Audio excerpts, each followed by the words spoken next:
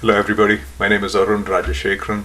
I'm really excited to be here presenting at this IoT online conference on this topic of embedded machine learning. I'm with Edge Impulse, which very much is in this embedded ML space. A little more about that during my introduction. Here is the agenda I will be sticking to. I'll touch on a little bit of a background and how the IoT, edge compute, embedded machine learning, some people call it tiny ML, how that is evolving, how it is really changing fast. Spend quite a few minutes around this embedded machine learning architecture options, which is the key aspect of my presentation. And spend a few minutes around why it's not something, embedded machine learning is not something that is bound to impact future devices and future IoT devices and architectures. It's something that is ready for prime time now. That's what I mean by Brownfield Opportunity. I'll spend a few minutes on that and talk a little bit about the challenges, opportunities and challenges that lie ahead. So that is a lot more that's bound to happen within this embedded ML space. Quite interesting stuff. A very brief introduction. I have been in the embedded space all through my career. First several years I used to work for communication IC companies, modem entities, narrowband, broadband, modem systems. And the second half of my career until now I've been working for companies that built devices anywhere from sophisticated mobile phone-like devices to compact and highly resource constrained, wearable, hearable type of devices. And as I mentioned earlier, I'm currently with Edge Impulse, an exciting startup in the space of embedded machine learning, a platform which is meant for ML design, development, optimization, and deployment into the embedded space. That's my introduction. So quite a few things have been happening in the embedded space in the last several decades, and bringing machine learning, and more specifically machine learning inferencing, to the endpoint, to the edge. We'll talk about how the term edge is also used sometimes synonymously within the embedded space, but it's also a broad term. So it is in many ways a revolution in the middle of this evolution that's been happening in the embedded space. So let's go a little more in detail. So there were things all around us, all those things that didn't have any sort of technology started getting a little bit of sensors embedded in them, compute embedded in them, and then slowly started getting connected, so that all those things transformed, has been transforming. All these are happening all around us. Things were slowly but steadily becoming Internet of Things, and the type of compute revolution happening within those IoT domains have also been accelerating.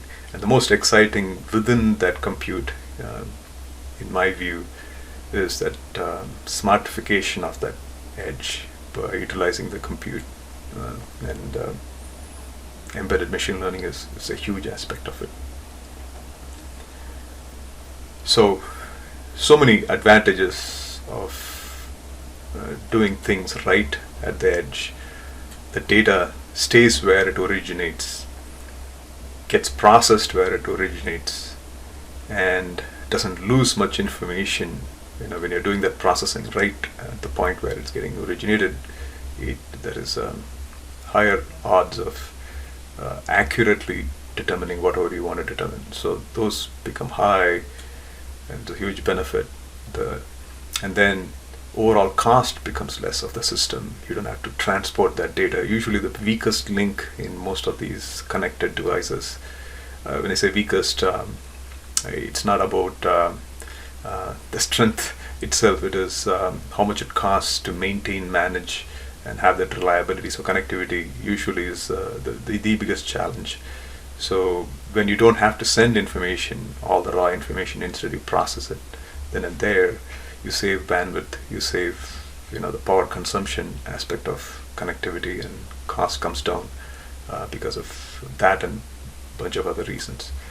And to be clear, as with technology, most things in technology, things swing between two extremes. And talking about machine learning, without a question, even though a lot of the theory behind artificial intelligence, neural networks, machine learning have been in existence for some decades, cloud compute literally brought it back to life, brought it into really practical value to the entire humanity.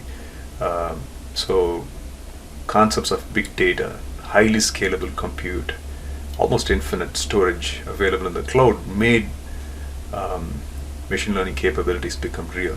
And what we're seeing now is leveraging some of those benefits and adapting some of those capabilities and bringing them to the edge. So it's not like a lot of this embedded ML or edge AI or edge compute is not coming from nothing. So we're leveraging a lot of prior know-how. And again, as I mentioned earlier, let's spend a few seconds just to clarify. When somebody says edge, a lot of these terms are used interchangeably. And here is a graphic that I found to be quite informative from one of my favorite experts in the field, Janaki Ram. So he compiled this graphic for his presentation, a publication that he had made recently.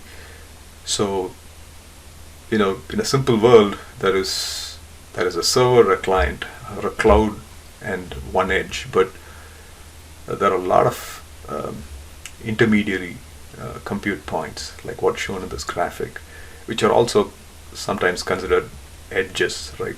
So the cloud itself is this, omnipresent, infinite storage, infinite compute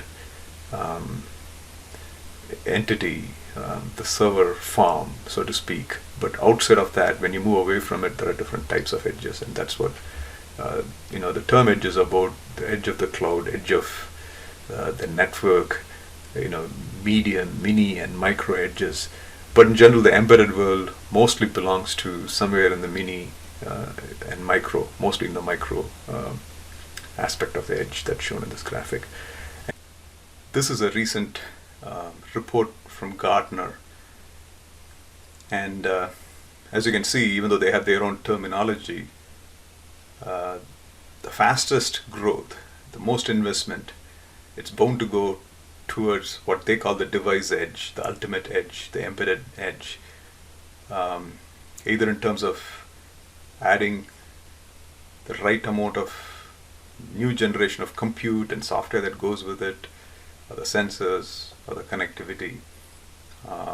So are other endpoints, but it's going to be most noticeable at the embedded, or the mini, or the micro edge.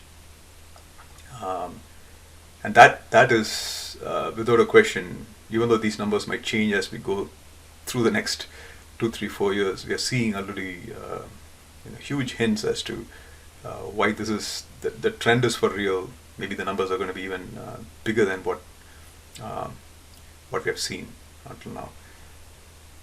And there are a couple of reasons I call this how a trickle is in the process of changing to a torrent. One is because of the investments that have been made to the embedded silicon world, silicon space, and to the software revolutions that's been happening on top of that. This is bound to accelerate pretty fast. But in addition to that, the existing embedded space itself is huge, and there is software magic that can really transform without having to redesign new hardware, which eventually it's called a brownfield opportunity. I'll talk a little more about it. So when you have an existing massive market that purely by reprogramming can be up-leveled, upscaled, and up-featured, bringing new value propositions, that is huge for for many businesses. So intelligence everywhere, or let's say even contextual intelligence everywhere more precisely. It's a combination of two things. I mentioned this just a few seconds back, and this chart captures it so perfectly. The total number of embedded devices that are deployed, again, these numbers are as of 2019, and in the last couple of years, all these numbers have only grown. The number of embedded devices out there completely outnumbers IoT devices and mobile phones and servers and any other compute device all put together. So 7+ billion humans, the common joke is there are very few people in the world who don't have a mobile phone nowadays. So even if you change that number from 3 to 7 in terms of mobile phones, because of the growth in the last couple of years, so has the embedded world grown. So that's probably close to 200 billion. So it's a massive number of devices. Imagine now, good amount of number of them can be made smarter. New features and capabilities can be added to them, so that not smarts for the sake of making them smarts, but adding intelligence so that it brings more value to the end users. Again, expand on that theme, and in addition, across industries, from healthcare, medtech, agri-tech, fintech. So all these industries, some verticals are going to benefit way more than the others, but from consumer wearables to enterprise hearables, wearables, automotive, so that there are so many new use cases that are going to become possible because of the embedded world having now the capability to be smarter because of machine learning capabilities. So for these things to happen, it was not trivial. The reason it didn't happen until now is building efficient and high performing models to be executable within the limited compute and memory footprint and the cost constraints and the power constraints, which are typically there for every embedded device, was not feasible. So that's a change that's happening now. Very compact models, not solving all of the world's problems, not just running the same models that have million weights in them, typically running in the cloud today. But that's where the concept of contextual intelligence is that much more important, solving specific problems based on the data that each of those embedded devices are capturing, sensing. On the other side, like I mentioned earlier, it's every vertical that's bound to benefit in one way or the other. So for this adoption, this process, the entire machine learning tool chain has to be intuitive, simple to use, simple to maintain. So many things have to come together, and that's exactly what is happening right now, including what's happening at Edge Impulse, which is an entity that builds a platform that makes building the model that much more easier, deploying it and maintaining it that much more easier, instead of having to have an army of engineers, which very, very few companies can afford to have. So that's the intelligence everywhere concept, and this is something I talked about before. Most of the typical embedded devices have all three of them. There are cases where one might not be there, and that typically is the connectivity aspect. A lot of embedded devices, they become IoT devices once you add connectivity to the existing compute and sensing capability that they have. So a good combination of this, so there is really changes happening in each of those, the compute, the sense, and connectivity aspects. I mentioned briefly how there is so much happening in the compute space with the type of silicon Um, you know, many of them transitioning from simple monolithic microcontrollers to even more sophisticated architectures. So we'll touch on that soon. And sensing, you know, whether it is a pressure, temperatures, you know, smell, light, sound, motion, ultrasound, radar, lidar. There are so many different type of sensors, and many have existed, you know, for years, but almost all of them getting miniaturized so that they become power efficient. Size is becoming so compact, and the performance being, you know, really awesome to give you the accurate data in terms of capturing whatever it needs to capture. And there is also connectivity revolution all the way from 5G to new standards in Wi-Fi and Bluetooth, and more recently a revival of connectivity technologies like ultra wideband,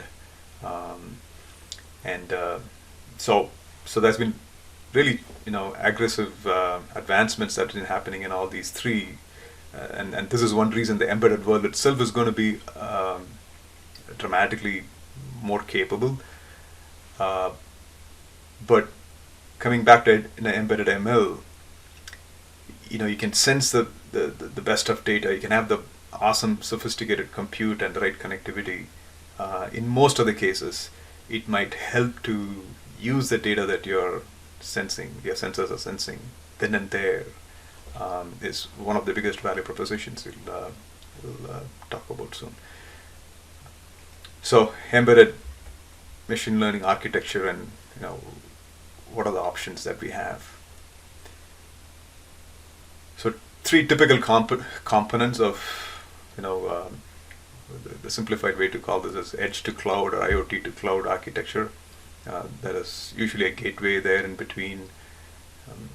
You know, main reason, you know, line of sight connectivity to most of the edge devices directly to the cloud is, you know, usually only possible if the edge becomes an IP endpoint. For that, cellular, LTE, or some advanced form of connectivity is necessary. That change is happening, but it's not probably going to be practical for significant portion of embedded, you know, world to afford to have that type of connectivity. So that's why a gateway becomes a typical middleman in that architecture. So here is the same, you know, the edge view from cloud to edge, and big reason for embedded ML to become more and more possible is because of what's happening in this micro and mini edges, and embedded ML's arrival actually makes these edges that much more important within the system.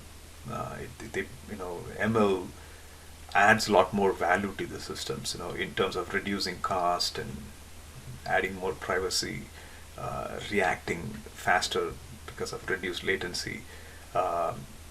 So this stack, this IoT to cloud stack, or, you know, whatever you call it, has existed for a few years now, but most of the intelligence and compute and everything was happening way up in the top, you know, as close to the cloud as possible, and the endpoints were relatively dumb, you know, just sensing the information and not doing much in terms of decision making.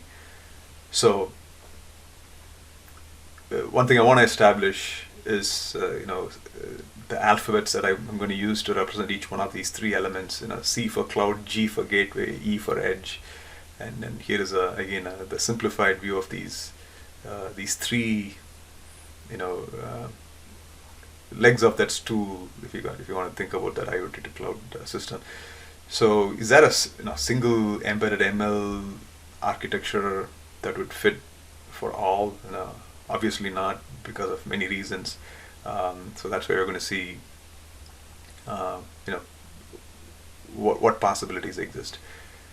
So the problem statement here is, you know, it's the answer to the previous question. Since there is no, you know, one size fits all, architecture should have the flexibility. You know, so, you know, one should know what is available, what are the constraints, and then build an optimal system. Maybe as these things evolve, as even Edge ML evolves, um, the 80-20 rule might apply, where 80% of the embedded devices fall under one typical architecture type, and then there are always corner cases. But today it is a little too early, as to how this is going to shake out. Embedded ML today, to a huge extent, is about just the inferencing part, meaning that the training of the machine learning model is almost most often not happening right there at the endpoint. It's something that happens a priori, ahead of time.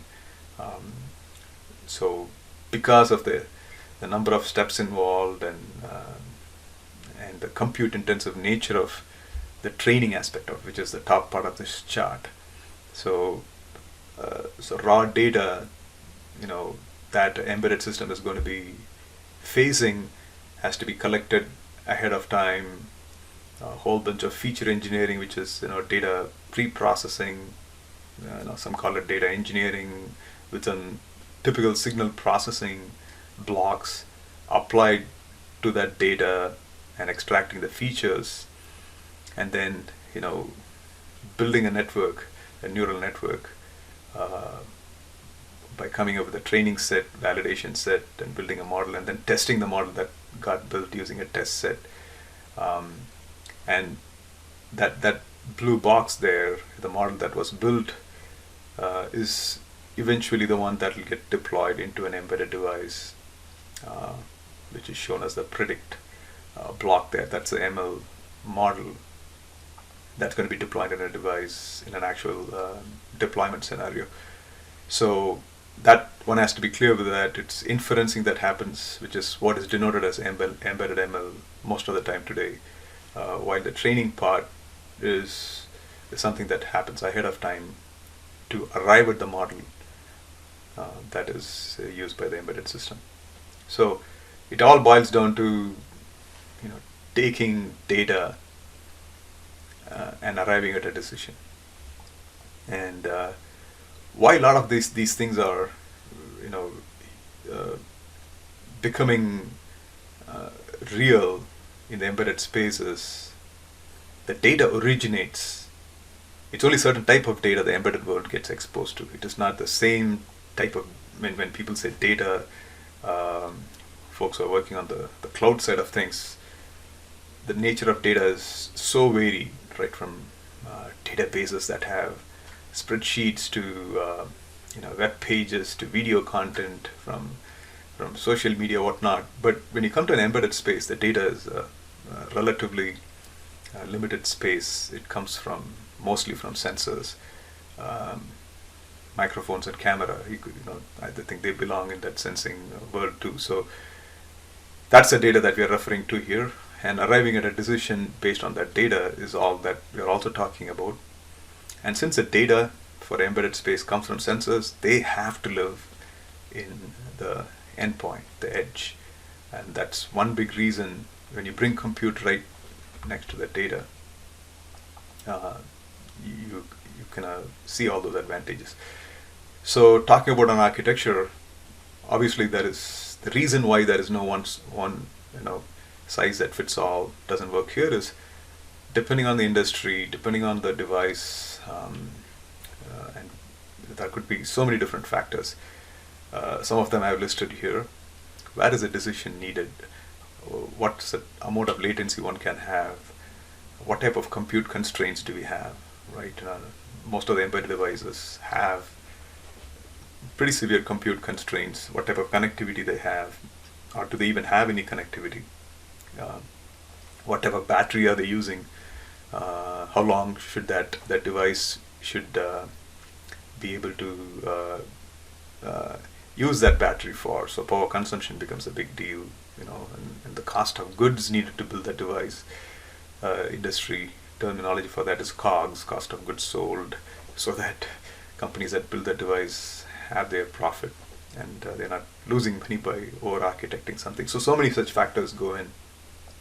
So And that's why this is going to be an actively looked upon field as to automating those architecture decisions. Today there are pretty simplistic assumptions based on which some of these architectural decisions are made. So if that is a sensor, and what we had, this is the same block diagram I had in my earlier slide, where it's just the inferencing that's happening right at the endpoint. So, and you can broadly classify, from the raw data, the data pre-processing, and the DSP functionalities and other things that's listed under what's called feature extraction, and effectively your machine learning model or your neural network doing the final classification, or it could be some other neural network problem like anomaly detection and whatnot for it to arrive at a decision. So the E, meaning the endpoint, the biggest advantage of edge ML would happen if you were to do all these right at the edge. So that's why right from data collection, pre-processing, extracting the features, and running the machine learning model happening all at the edge, constraints permitting, is the best case scenario. And there'll be reasons, because certain things might not be viable, why one might have to send information to the gateway, or even beyond the gateway to the cloud, for more and more sophisticated processing. But nonetheless, I'll click through this to show what are the two extremes. What you see in the bottom is what used to be the legacy IoT architecture. The embedded device just captures the information, typical sensor data, and sends it all the way to a gateway or a cloud. It doesn't literally do anything with that data. So there's gobs and gobs of data that gets sent across. So as you go higher up, with each, there are a lot of other permutations and combinations too. I just showed a few here. The amount of the magnitude of data that gets sent to the next stop diminishes, starting with the one in the middle, right? Even if you just do the data pre-processing, or if you go one step higher, if you do the data pre-processing and the feature extraction, the amount of information extraction and the bandwidth needed, it becomes less and less as you move from the left to right. Obviously, the ultimate thing to do is, if you can do everything at the endpoint, all you have either the decision that gets used locally right at the device, and in that case you don't have to communicate anything to any other entity outside the embedded device. But even in a case where you have to convey that decision to a gateway or a cloud, it is multiple orders of magnitude smaller data compared to sending raw data or minimally processed data to the next stop. So one extreme is what's called legacy IoT-ish architecture, and up in the top is the typical embedded ML architecture. So from one extreme to the other, I think with an advent of embedded ML and with the sophisticated tools and software innovations that are happening at Edge Impulse, we think more of what's shown in the top is bound to happen because of ability to have models that are optimized to fit various device configurations for any given target, the hardware target, and with the sophistication of targets improving by the day. So it becomes less and less challenging to run more and more complicated machine learning models, inferencing models right at the endpoint. Let me talk a little bit about what I call the Brownfield Opportunity at Edge Impulse. Zach, the CEO, and Yan, the CTO, so they love this phrase because it's so misunderstood, and it's a very powerful concept. the Brownfield Opportunity. And what I mean by ISA is the instruction set architecture to DSA is a domain-specific architecture. That's a transformation that is happening very fast, but the concept of Brownfield Opportunity is not just for what is needed today. I think even going forward, it's a massive opportunity in leveraging what has already been done. So let's talk a little bit about it. So this is a crude breakdown of actually, an ISA versus DSA, instruction set architecture versus a domain-specific architecture. So MCUs are a classic instruction set architecture. It's a general purpose core. Think of M0, M3, M4 like engines, or RISC-V engines. You write software to implement whatever algorithm, typically less math intensive. Once it becomes a little more math intensive, you have a floating point unit or a dedicated digital signal processor engine, or even a GPU engine, depending on your workload. It starts becoming domain specific, as you can see, and the terminology gained more popularity with the advent of NPU, neural processing engine at the endpoint. Very cost efficient, tiny engines that are really done in a way that inferencing models consume the least amount of power if you were to run them on an NPU.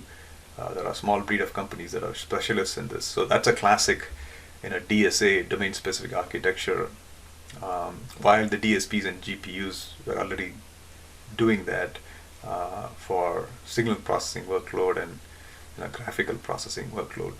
So this split, think of maybe a 90 and a 7 and a 3, in terms of percentage, is bound to change over time. And this is, in the top left I've shown, this is your embedded space, E, right, the domain. So the embedded space itself is transforming, and that's why the architecture options become that much more flexible. So here's a quote. It says that this DSA architecture, effectively bringing neural compute to the endpoint. Here it's called the DLA, deep learning accelerators, is bound to be a noticeable percentage of embedded silicon. And so this is the same chart I had before. So from 2021, something that looks like this is bound to become, the DSA-ish architectures are going to be at least predicted to be a significant portion of the embedded compute space. But it's still a growing space, massively growing space. So the architecture options, one has to be agile to take this into account, right? And what I mean by brownfield opportunity is, if you remember, the 2021 story, as of 2021, there's a huge installed base of mostly MCU only designs, and even though they are not the most efficient in running machine learning inferencing models, the software innovations that have been happening now, and the platforms, embedded ML platforms that do magic in building compact models that can even run on an M0, M3, and M4 to solve specific problems, is a reality. So that's a brownfield opportunity. So there's 150 to 200 billion devices. A good percentage of them could also be retrofitted with machine learning models to bring new value that didn't exist before. So that's that's so misunderstood, and in various industries have that option now, and architecting their future devices based on their needs by picking the modern silicon capabilities, silicon options that are available to them, either continuing on an ISA trajectory, because even within an MCU architecture, MCU domain, even within the MCU only space, there's been a lot of compute innovations happening. So it's not a given that every embedded device will have a DSA architecture-based silicon. Uh, it's quite possible if the machine learning workloads and the audio and the video needs get added to most embedded devices, they'll be leaning more towards DSA-ish designs. So that's the compute transformation that is happening. And here is a double click on that concept. Not just an MCU now potentially having a DSP and then digital signal processing engine and neural processor unit. There are also in each hardware manufacturer, silicon manufacturer, they have various hardware accelerators to differentiate their solution from others at the minimum, or to build an optimal solution for different use cases. So when embedded machine learning models are built, platforms that have a good understanding of the silicon architecture and optimally distributing the workload, probably the most to gain, because end customers, if they were to hand code what happens where and do their optimization, that's not scalable. So this is something that's already happening in embedded machine learning space, to start building models that know precise hardware architecture, silicon architectures in terms of compute, and distributing intelligence and leveraging things that are in hardware so that software cycles are minimized. So for example, if there's an FFT accelerator as part of the silicon, why would you, and if there's a need to do FFT as part of your DSP pre-processing to build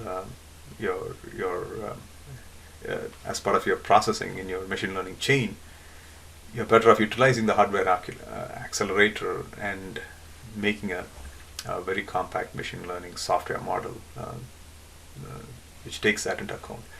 So there's much more to that topic, in terms of, I think all that falls under what industry calls auto ML. So now adapting machine learning for embedded space, this becomes a key topic. And so moving beyond that, so I'm going to wrap up my presentation. Kind of what's next, and what are the few opportunities and there are still challenges within the space. Let me go over some of them. So not all of these probably are future. Some of them might be happening today, but there is room for improvement. Ability to run multiple concurrent models in the embedded space. Some companies are way ahead in this than the other. And a lot of it depends on, again, the constraints one has.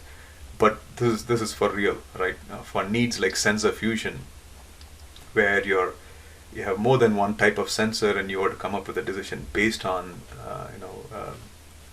more than one model running in the embedded device. Even more efficient and compact models. Ability to run, sophisticated, little more complex models by optimally utilizing the available hardware. Robust models in the sense, I listed as a challenge also, that when you bring intelligence to the endpoint, there are downsides to it too. So how can you build a model that cannot be fooled? So the more robust the model is in terms of it not getting hacked, fooled by some bogus data to make the device incorrectly come to some wrong decisions. Self-learning models, and also which is not complete training. Maybe in the real long-term future, embedded devices, they know to train themselves for every problem. Odds are that is low in my view, but let's say they're given a leg up. They have a preliminary model and they're learning from that to improve them, because at the end of the day, embedded devices have the exposure. They have access to the actual field data, the real data. So imagine now they have transfer learning like capability that makes them learn incrementally above and beyond what the initial training gave to them. Last slide.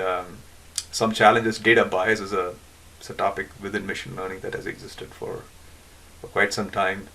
Data drift, because there's only specifically the embedded devices, the number is huge, and now think about an embedded device that's deployed across geographic conditions, weather conditions, climatic conditions.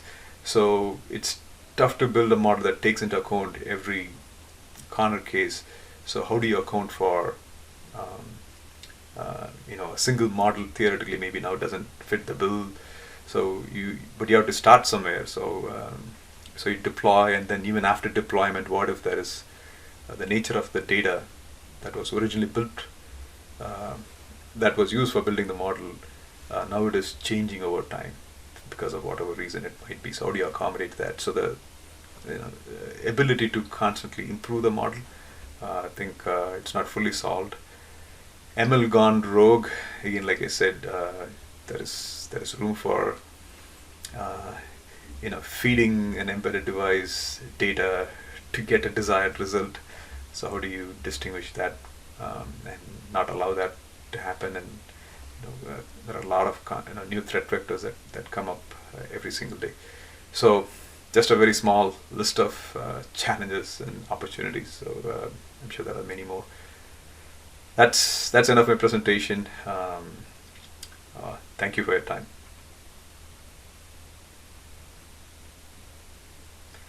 And again, my name is Arun Rajasekaran. I am with Edge Impulse. It was a pleasure presenting at this IoT online conference. Thank you.